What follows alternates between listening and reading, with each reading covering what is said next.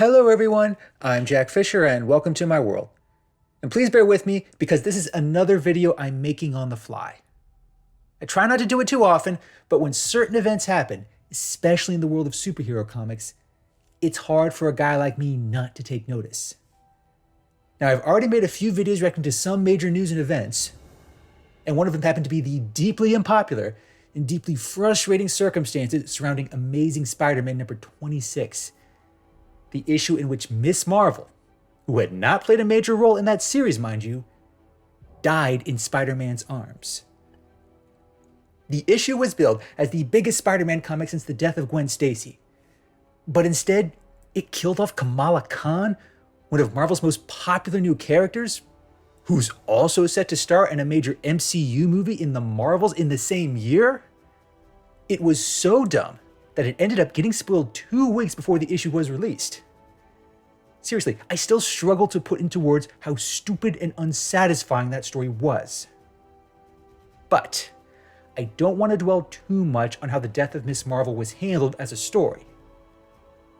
For this video, I want to focus on the story that's spinning out of it. Because as bad as it was, there is a larger narrative brewing within this pile of crap.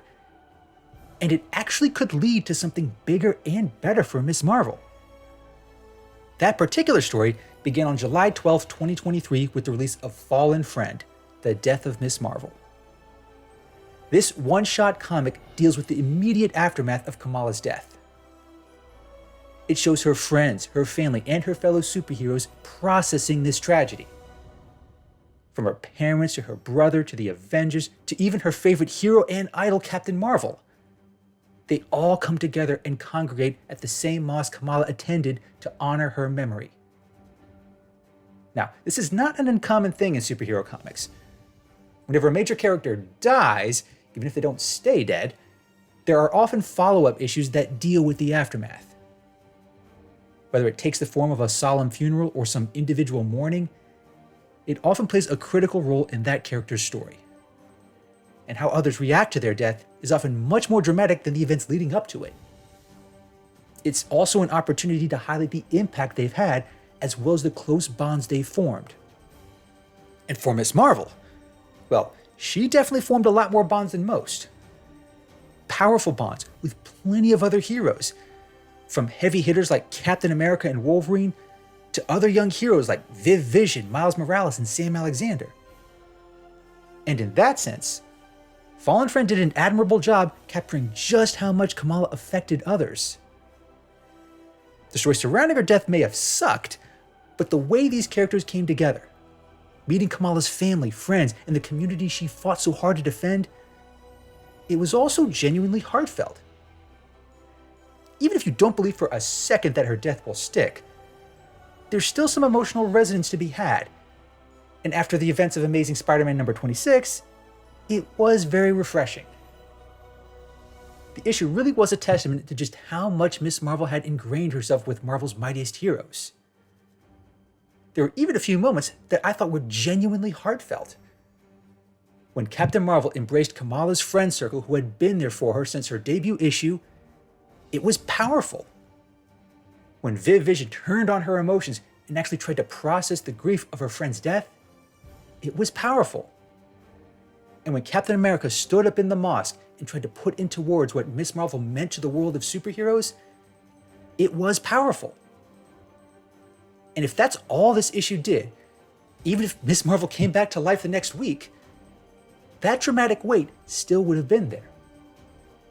However, this issue came with some bonus content, which leads me to the other reason I'm making this video. Because if you only bought this issue through a comic shop or on Comixology, it ended with this nice, bittersweet moment between Peter Parker and Kamala's parents. However, there was an extra page, one that can only be accessed from Marvel's website. It takes place after the service when everyone is filing out of the mosque.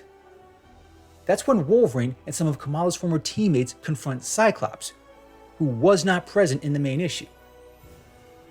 And that's actually quite an oversight, because if you followed the Champions comics while Cyclops was a member, you'd know that he and Kamala were very close. And in X-Men 23, when Cyclops got news about the death of Kamala, it hit him pretty hard. But in this bonus page, we find out that there was a reason he wasn't there to mourn with the others. His words are vague, but the implication is clear. He knows there's something brewing. And it's not at all subtle. It all but confirms that Miss Marvel's death will not stick. And, as it just so happens, there have been some concurrent events in the X-Men comics that may or may not be relevant to that story.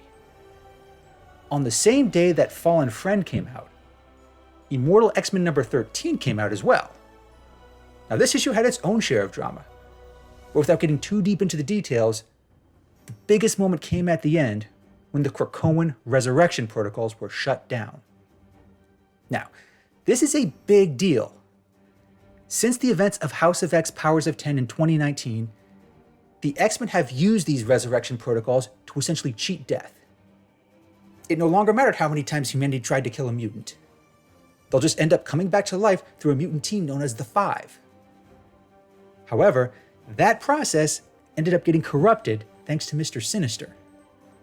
So, anyone hoping that this would be how Miss Marvel comes back, despite her not being a mutant, can already lay those hopes to rest. However, that does not mean that the resurrection protocols are gone for good. Because in the August solicits that came out several months before Fallen Friend, there was also this mystery title that Marvel labeled as classified. However, thanks to some creative snooping through sites like bleedingcool.com, it has since been uncovered that this title is called Reborn Anew. And with a title like that, coming out just a month after Kamala's death, well, it's pretty hard not to connect the dots. We still don't know the specifics, and the X-Men comics are in the midst of many other conflicts.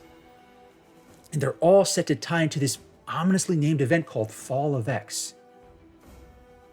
But that same upheaval might ultimately create the ideal circumstances for Miss Marvel to come back in some meaningful way, namely as a mutant. It's something that many have already speculated on, myself included. Miss Marvel might have debuted as an Inhuman, but let's face it, the Inhumans have been an afterthought for Marvel for years now, having not recovered from their failed TV show or poorly received stories like Inhumans vs. X-Men. It's also worth noting that few prominent Inhumans showed up at Kamala's service, but multiple X-Men did. So the incentives are there for Marvel as a company, and the narrative foundation is there for the story. The Marvel Cinematic Universe has already strongly hinted that Miss Marvel is a mutant, and her being reborn as one, especially at a time when the X-Men are undergoing some monumental shifts, it almost makes too much sense. We don't know what will happen. All I can say for now is that Fallen Friend number 1 was sweet and sentimental, but it did not give the impression that Miss Marvel will remain dead for an extended period. If anything, the timing ensures that she needs to come back. The entire mutant world is about to undergo a series of devastating events. They are going to need its greatest heroes and its highest ideals to endure. And, however it happens, be it through a new resurrection protocol or some other means, who better to remind them of those ideals than Miss Marvel? That's my hope, but only time will tell. And I'll certainly be paying close attention every step of the way. Thanks for watching, everyone, and thanks for joining me in my world. Please remember to like, comment, and subscribe, and until next time, take care and stay safe.